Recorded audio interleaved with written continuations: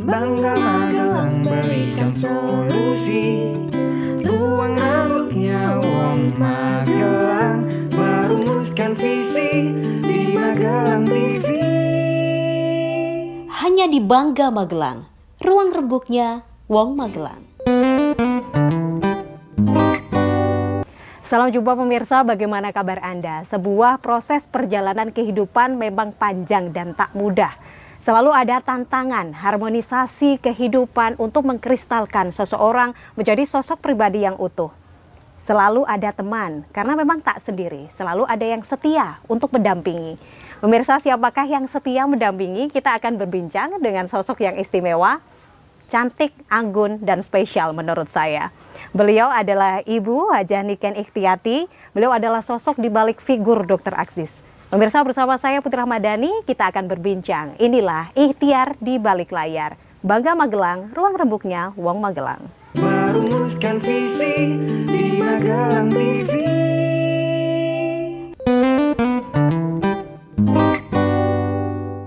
Ya pemirsa, seperti apa yang saya sampaikan tadi, gimana Bu Niken kabarnya hari ini? Ya, alhamdulillah Mbak Putri, bahagia dan insya Allah selalu bersyukur. Selalu bersyukur. Suasana hari ini juga ya? Alhamdulillah, Alhamdulillah, cerah seperti cerah. hati kita. Adem sekali, belakang Adem, juga Jen. sawah-sawah. Iya, Ini alhamdulillah. memang juga dekat dengan kediaman Bu Niken ya? Iya, alhamdulillah. J. Saya mengontrak di depan sana daerah apa tuh Sanggria, J. Ya, dekat-dekat dengan sini. Bu Niken, semua tentu banyak yang penasaran ini. Siapakah sosok yang mendampingi Dr. Aziz selama ini? Ya. Boleh tahu nggak kisahnya? Pengen Dejavu tahu nih ini ya, ya. dejavu Jadi ya. di mana ketemu beliau gitu? Sampai ketemu lalu memutuskan, oke, saya akan mendampingi beliau. Iya, jadi Mbak, saya memang tidak melalui proses pacaran dengan Bapak ya. Jadi saya kebetulan kuliah di Fakultas MIPA jurusan Biologi. Saya angkatan 94, Bapak kedokteran angkatan 91. Nah, waktu itu memang beliau mau PTT ya, mau PTT ke Kalimantan Barat di daerah yang sangat terpencil kayak gitu, dan beliau memang butuh istri katanya. Butuh batur ya, Iya. butuh teman. Untuk teman, J. Lah kebetulan saya juga sebelumnya saya nggak pernah ketemu dengan beliau, saya hanya mendengar namanya saja. Iya. Waktu itu pasti sudah ada sosok nih, oke banget, keren. Biasanya kalau mahasiswa gitu kan. Iya, Bu Niken. iya, betul. Dan Ternyata kebetulan- nama beliau cukup populer waktu itu. lumayan, Oke. J. Cuman kami memang kan beda kampus ya. Kalau Bapak itu di Karyadi, kalau saya di daerah Tembalang, J. Jadi ketika kami sebenarnya sama-sama aktivis kampus, Mbak. Oke. Bapak aktif di BEM ya, Badan Eksekutif Mahasiswa, terus kemudian saya di kerohanian Islamnya. Jadi saya oke. kebetulan juga ketua Anisa Fakultas, Baik. jadi Undip tahun 96 kalau nggak salah. Jadi ya, setelah itu kami diperkenalkan oleh kakak kelas. Jadi kakak kelas, ya waktu itu saya nggak menyangka kalau beliau itu adalah lulusan Undip. Beliau waktu itu sudah selesai. Oke, oke. Tapi saya belum. Karena memang angkatannya beda ya. Iya, saya 94, beliau udah selesai dokternya. Terus saya belum, saya waktu itu mau ambil penelitian Baik. gitu. Terus akhirnya ya melewati proses yang cukup singkat, padat dan berisi gitu. Wow. Ya memang mungkin ya, Allah sudah menjodohkan ya. Betul, Jadi ya sudah kami diperkenalkan, dan sepertinya kok beliau cocok dengan saya, saya juga kayaknya Merasa. juga cocok dengan beliau. Ya alhamdulillah kami menikah pada tanggal 17 April tahun 99. 17 April 99 Iya, hingga 99. sekarang. Hingga sekarang Masya alhamdulillah. Allah. Jenengan belum Ibu- lahir mungkin ya. Bu Niken, apa yang membuat Bu Niken waktu itu merasa oke, saya percaya saya akan menemani beliau dan beliau akan bisa menjadi pendamping terbaik bagi saya. Tentu selain ada rasa ini nih kayaknya cocok. Iya. Apa? Mungkin karakteristik beliau waktu menjadi mahasiswa atau ketika dikenal Bu Niken waktu itu. Saya belum pernah ketemu, Mbak. Malah Jujur memang aja. belum pernah. Saya sama Kayak sekali gimana sih beliau zaman dulu, Bu? dekil. Penasaran banget ya. Makanya loh. Kayak gimana sih beliau zaman dulu gitu? Dekil, tapi kayak saya tertarik karena ini ya, aktivisnya itu loh. Oke. Aktivisnya. Mungkin juga beliau tertarik dengan saya karena Ibu juga aktivis juga. Jadi memiliki sesuatu kesamaan di sana ya. Klub gitu, klub sesama dan aktivis. dan ketika proses perkenalan atau ta'aruf itu beliau mengemukakan visi misi dan masa Masya depannya Allah. gitu ya. Saya juga waktu itu kok kayaknya sih insya Allah klik nih gitu. Beliau bisa menjadi imam saya, bisa membimbing saya gitu. Ya alhamdulillah saya lobby orang tua juga Alhamdulillah Nggih. semua berjalan lancar. Katanya kalau Alhamdulillah. sudah jodoh itu lancar aja Bu ya, dimudahkan. Iya, alhamdulillah. Saya khawatir curhat malah. Kalau sama Bu Nika nih maunya curhat terus. Bu Nika, saya penasaran tadi cerita Dokter Aziz kayak dulu tuh kayak gimana? Kata Bu Nika itu orangnya dekil. Saya pengen tahu banget beliau tuh kayak gimana sih Bu? Ya mungkin ini orang-orang nggak tahu. Kita buka aja di sini boleh ya? Mumpung nggak ada beliau. Aib nih ya. aib. Tapi sebenarnya yo dekil, saya lihat dekil tuh dari fotonya Mbak. Oke, pada aslinya kan istimewa. Aslinya saya belum pernah ketemu itu. Aku batin pas lihat foto beliau, waduh kok ketoknya ireng yo, bilang gitu. Oh yang dikirim ini sih fotonya. Salah kirim waktu itu belum ada kamera aja. Iya betul, jadi masih apa adanya. Tapi ya saya sih fisik enggak, ya fisik tetap pertimbangan sih Mbak. Cuman saya pelajari, maksudnya saya tanya ke teman-teman adik kelas, maksudnya adik kelas beliau yang kebetulan juga pas saya KKN banyak yang mengenal beliau gitu. Jadi betul melalui teman ya Bu ya. Seperti apa beliau ketika berada di lingkungan pertemanan. Saya tanya, kenal nggak sama Mas Aziz? Saya bilang gitu. Loh kok kamu kenal? Iya, saya gitu aja. Terus piye toh wonge gitu kan. Terus dia cerita gini. Oh kok alhamdulillah gitu kayaknya kok ya masuk gitu. Oke. Iya. Seperti tadi kalau orang taunya saya pribadi ya, beberapa waktu lalu ketemu beliau, ngobrol sama beliau. Beliau orangnya sangat halus sekali. Sangat apa ya, tenang gitu. Bawaannya adem gitu Bu ya. Kayak gimana aslinya orangnya? Nanti kita ceritakan setelah jeda break satu ini. Bu, kita masuk ke segmen Make Voice, ini jurnalisme warga Magelang. Kita pengen tahu seperti apa keinginan warga Magelang untuk pemimpin di masa depan. Oke. Ya, pemirsa, kita simak Make Voice jurnalisme warga Magelang. Manusia yang berbuat jahat.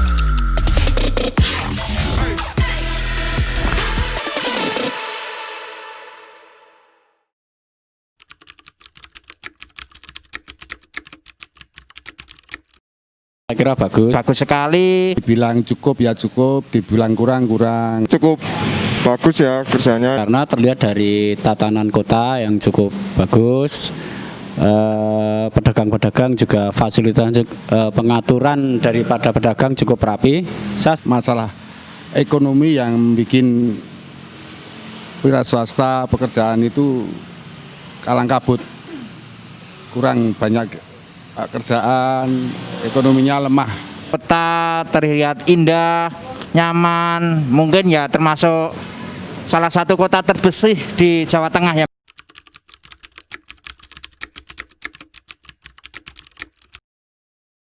Bisa mengayomi masyarakat lemah, bisa memberi pekerjaan kepada yang penganggur-penganggur yang masih banyak. Harapannya itu bisa memajukan Kota Magelang lagi, terus nanti kalau yang belum dibenah-benahi, contohnya ya kayak infrastrukturnya masih gimana gitu, nanti bisa dibenahi.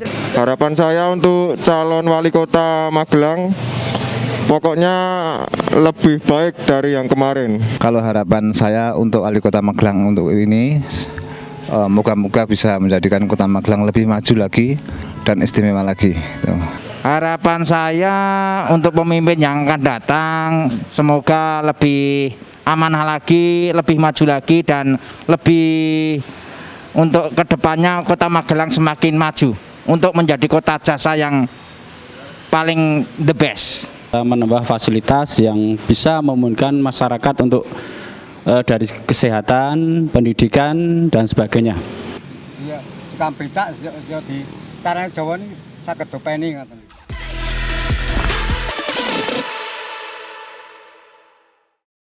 Ya pemirsa, Anda baru saja menyimak tadi bareng Bu Niken juga, tadi adalah Make Voice Jurnalisme Warga Magelang. Kita akhirnya tahu nih seperti apa sebenarnya keinginan warga di Kota Magelang, apalagi jelang Pilkada di 9 Desember nanti. Kembali lagi ke topik. Oke.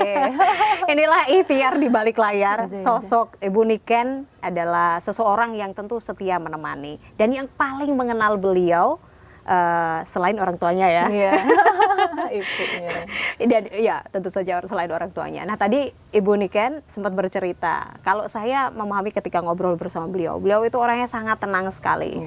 Dan juga ketika menyampaikan sesuatu jelas ya, mungkin karena bawaannya dokter atau gimana ya, itu rasanya enak saja gitu berbicara bersama beliau gitu. Tapi ada nggak sih Bu hal yang memang ini tuh tidak banyak diketahui orang? Mungkin beliau itu orangnya yang romantis, suka bikin puisi ya, siapa tahu ya. Kita penasaran banget seperti apa sih Bu di mata Bu Niken itu, Dokter Aziz. Kalau romantis enggak ya Mbak ya. Bapak itu orangnya apa ya, apa adanya. Maksudnya untuk berbunga-bunga seperti itu jangan harap deh. Jangan harap. Tapi Bapak itu adalah sosok seorang suami yang sangat bertanggung jawab. Terus kemudian beliau sangat memuliakan saya sebagai istrinya. Iya, itu mungkin romantisnya beliau di situ ya. Terus kemudian sangat melindungi ya, sangat melindungi saya. Terus dan satu hal ya, beliau itu orang yang takut sama Allah. Masya Allah. Itu yang saya banyak belajar dari beliau. Ketika beliau hendak melakukan apa itu beliau selalu takut kalau nanti ini mendatangkan murka Allah kayak gitu. Jadi makanya beliau dalam mengambil keputusan apapun itu beliau pengen selalu didampingi sosok seorang ahli agama. Itulah yang saya kenal. Jadi prioritas ya. Iya, beliau. Iya. Sebagai pegangan apapun itu. Apapun yang dilakukan dalam kehidupan. Betul. Itu juga yang mungkin membuat Ibu merasa yakin percaya, ya pada waktu itu dan percaya hingga saat ini gitu. Iya. Kalau keluarga, anak-anak seperti apa Bu? Hubungan kedekatan Dokter Aziz dengan anak-anak dan juga dengan keluarga, baik itu dari Ibu dan juga ke keluarga Dokter Aziz sendiri. Kalau anak-anak memang, jadi Bapak itu pekerja keras Mbak. Bapak itu pekerja keras dan waktunya itu memang banyak di luar.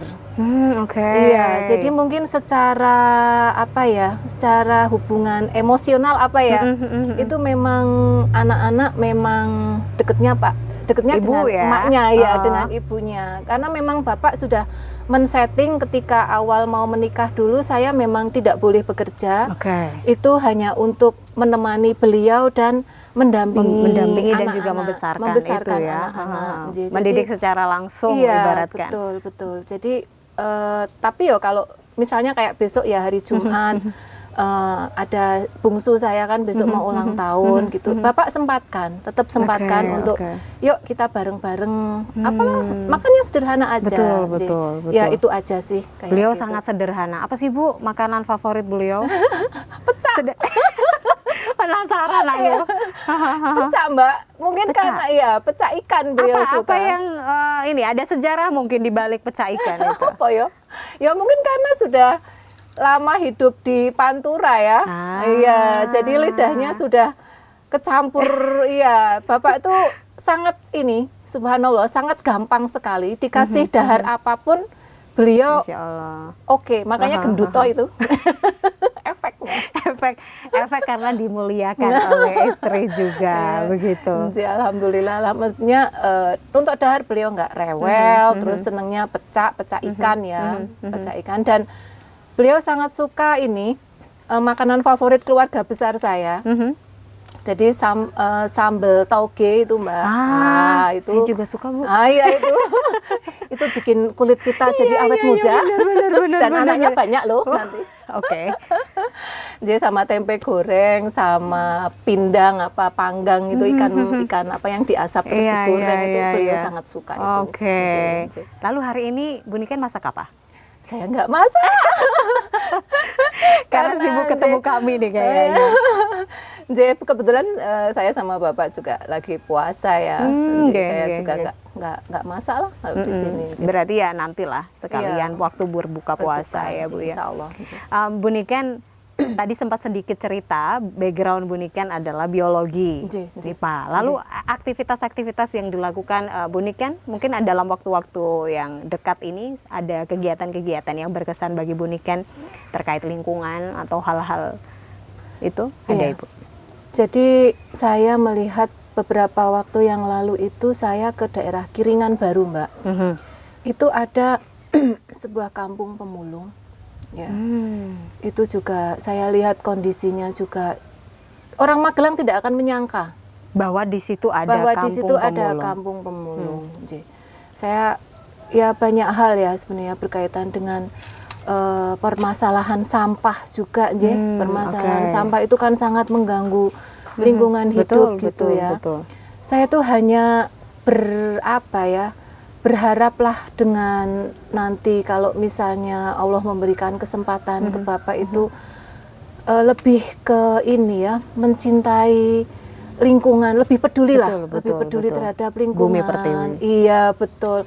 Karena kalau kita salah saat ini gitu ya, menentukan kebijakan yang salah terhadap permasalahan sampah dan lingkungan, itu kasihan nanti anak cucu kita. Betul. Gitu loh. Karena anak saya juga masih kecil-kecil ya. Jadi kasihanlah kalau bumi ini sudah terlalu over ya untuk menerima sampah dari kita lah sebagai sesepuh, sebagai orang tua. Nah, yang di Kampung Kiringan itu ya itu sebenarnya perlu dibina karena secara tidak langsung dia juga sebenarnya membantu mengatasi permasalahan sampah di Magelang. Betul. Iya, tanpa orang paham bahwa pemulung itu kan dirasa orang-orang adalah orang di kalangan orang pinggiran, kalangan bawah kan. Kita tidak pernah paham bahwa fungsi semua orang selalu ada perannya masing-masing ya, selalu ada fungsinya masing-masing. Dan itu yang menjadi salah satu hal menarik menurut Bu Niken. Dan juga sebagai salah satu aktivis yang peduli lingkungan mungkin kalau kami boleh bilang. Bisa jadi. Tapi selain itu ada hal lain yang menarik buat Bu Niken dalam kegiatan atau aktivitas akhir-akhir ini. Kesejahteraan ibu ya Mbak. Betul. Pandemik ini kan luar biasa ya, efeknya luar biasa. Jadi saya tuh suka ngobrol ketika saya ada di suatu tempat gitu, saya ajak ngobrol gitu. Jadi kemiskinan di Magelang itu meningkat. Otomatis efeknya kan ke ibu ya. Apalagi saya ibu rumah tangga aja Mbak. Saya ibu rumah tangga. Itu terasa betul ketika kayak misalnya banyak perusahaan-perusahaan yang mem-PHK-kan karyawannya itu mereka mau makan apa? Betul. Gitu loh. Ini peran-peran ibu memang sangat penting di sini. Kita akan ngobrol lagi, Bu Niken, setelah yang satu ini ada Make Voice lagi. Kita dengarkan seperti apa pemimpin yang diinginkan oleh warga Magelang. Inilah Make Voice jurnalisme warga Magelang. Manusia yang berbuat jahat.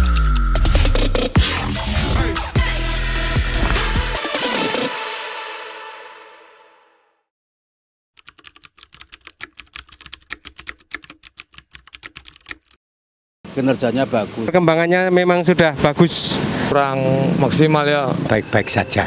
Baik. Pembangunan berjalan dengan lancar, keamanan kondusif. Banyak tindak kriminal. Masyarakatnya tenang, tertib.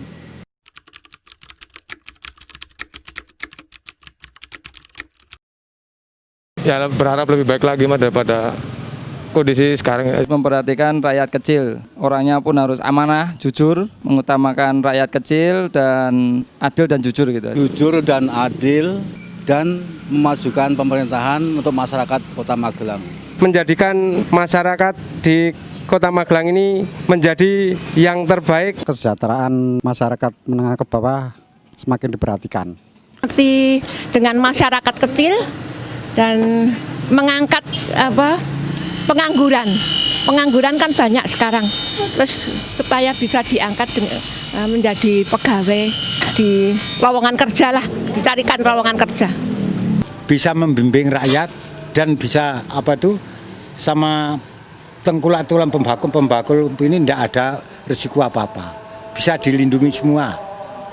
Untuk pemimpin yang akan datang, kami mohon kepada calon wali kota dan wakil wali kota, kami berharap memang mudah-mudahan untuk pemimpin yang akan datang akan lebih cerdas, lebih baik, dan lebih bermartabat untuk memimpin Kota Magelang ini. Kalau nanti udah dipilih itu nggak hanya janji-janji aja, harus tetap ditepati sesuai pembicaraan yang disepakati.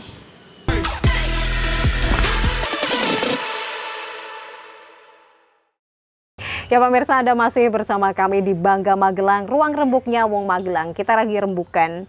Tadi kita berbincang tentang bagaimana keadaan saat ini di Kota Magelang, dan salah satunya Bu Niken ini menyoroti di sisi lingkungan hidup gitu. Silakan dilanjutkan Bu Niken. Jadi tadi berkaitan dengan pandemik, kemudian permasalahan lingkungan hidup, terutama pengelolaan sampah, betul. Terus kemudian kesejahteraan, ada kesejahteraan, iya. Kita nanti akan buat apa ya, bayangan saya ini ya Mbak ya, itu kita formulasikan, jadi semua itu bisa menyelesaikan masalah gitu. Jadi dengan sampah ini gimana pengelolaannya bisa dibuat entah itu kelompok usaha gitu ya, didaur ulang atau mungkin dibuat pupuk atau apalah nanti kita panggil ahlinya. Kebetulan saya sendiri kan di komunitas teman-teman akademisi kan juga ada hubungan yang baik ya dengan alumni lah kayak gitu. Itu bisa nanti kita kerjasama, terus kemudian dari pengelolaan sampah ini untuk menjadi meningkatkan kesejahteraan ibu. Ibu kalau sudah sejahtera Mbak, dia akan lebih fokus mendidik anak-anaknya. Dan itu anak-anak itu kalau sudah terdidik terdidik dengan baik, kemudian kesejahteraannya itu terpenuhi, itu insya Allah lah kita akan membuat menjadikan Kota Magelang itu tuh yang maju.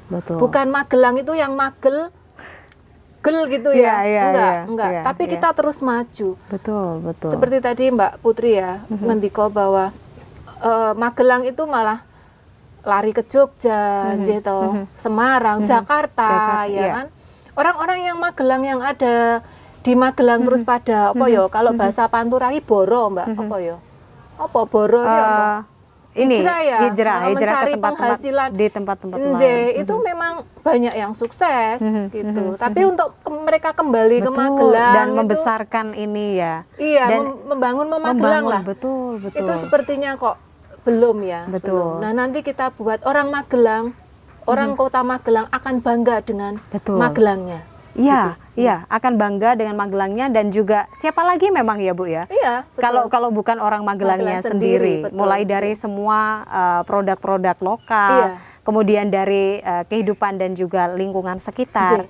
Terus ya, itu salah satu hal yang mungkin disoroti bagi Bu Niken ya. Dan tadi juga memang penting ya Bu, kalau perempuan khususnya ibu, itu sepertinya pusat dari kesejahteraan, di mana ibu itu memikirkan semua loh ya kan. Iya, betul. Bukan hanya pendukung di dapur saja atau supporting untuk membesarkan anak, tetapi juga memikirkan secara perekonomian segala macam gitu. Seperti apa sih Bu sosok perempuan menurut Ibu Niken gitu? Lalu peran perempuan sendiri di Kota Magelang seperti apa? Kalau saya itu nggak muluk-muluk Mbak, maksudnya saya tuh dulu waktu zaman kuliah itu saya melihat sosok istri Rasulullah ya, Khadijah itu loh.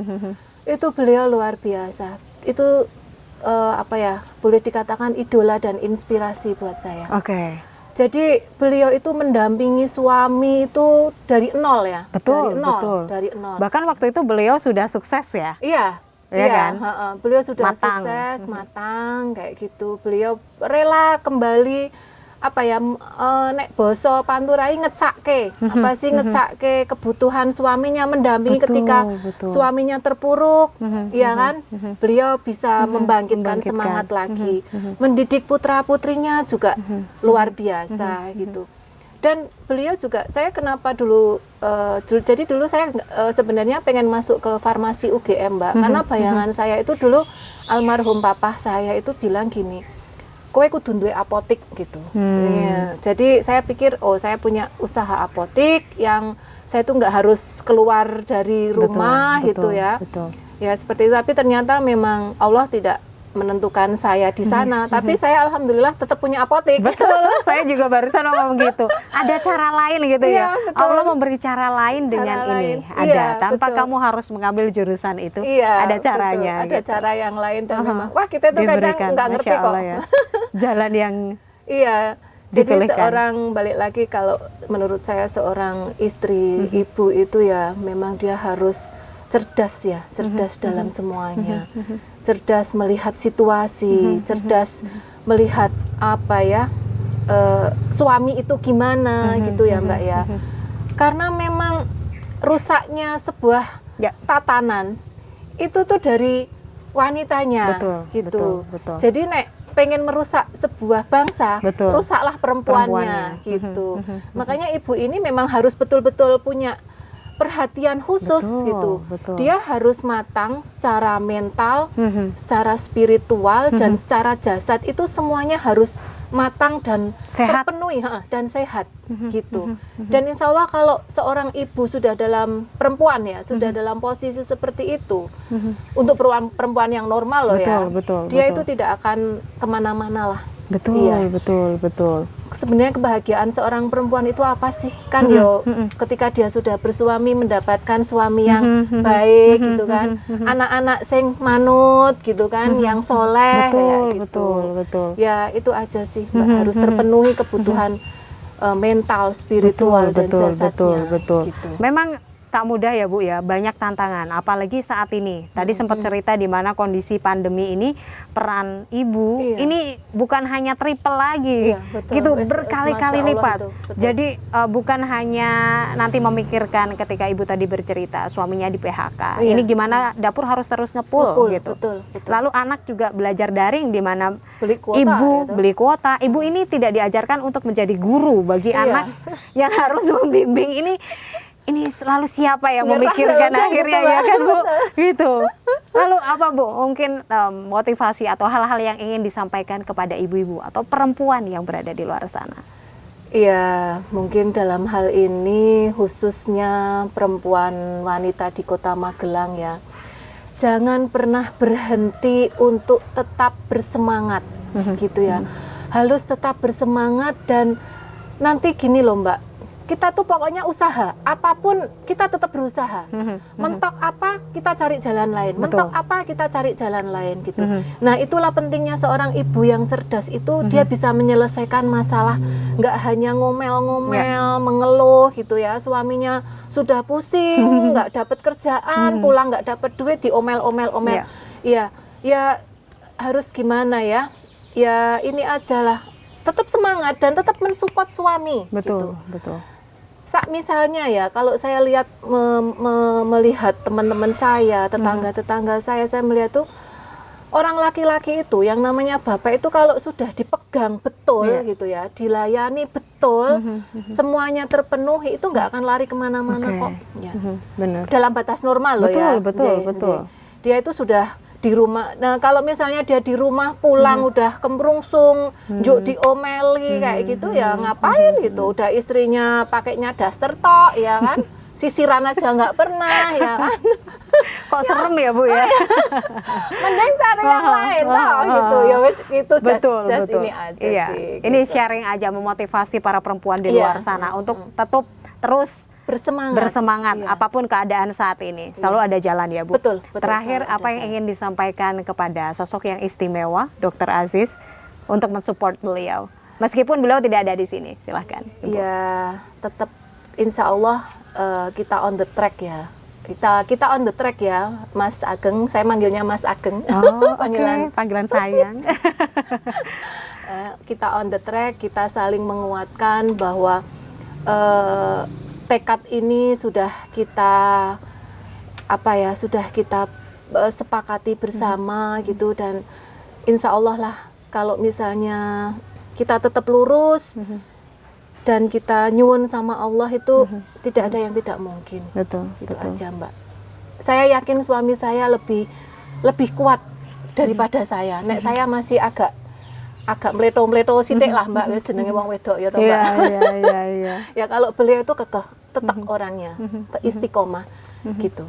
Saya yakin beliau akan bisa menjadi pemimpin ya, pemimpin yang baik dan bisa memberikan solusi lah untuk Kota Magelang. Insya Allah. Selama saya 21 tahun mendampingi beliau. Oke, terima kasih banyak Bu Niken. Amin. Semoga apa yang sedang diikhtiarkan saat ini bisa berjalan dengan baik dan juga sesuai dengan keinginan dan kebaikan bersama ya Bu ya. Ini tadi Amin. Itu tadi obrolan menarik bersama Ibu Niken, ikhtiar di balik layar. Beliau adalah sosok yang setia menemani 21 tahun, insya Allah seterusnya. Amin. Sampai nanti bersama Dr. Aziz dan pemirsa, itu dia obrolan menarik ikhtiar di balik layar. Tentu seperti apa yang disampaikan Ibu Niken ya, selalu ada jalan, tetap semangat dan jangan lupa untuk Pilkada di 9 Desember mendatang untuk memenuhi hak pilih Anda. Jangan sampai golput ya Bu ya. Jangan, sayang sekali. Sayang banget kalau golput. Jangan lupa. Saya Putri Ramadhani, sampai jumpa.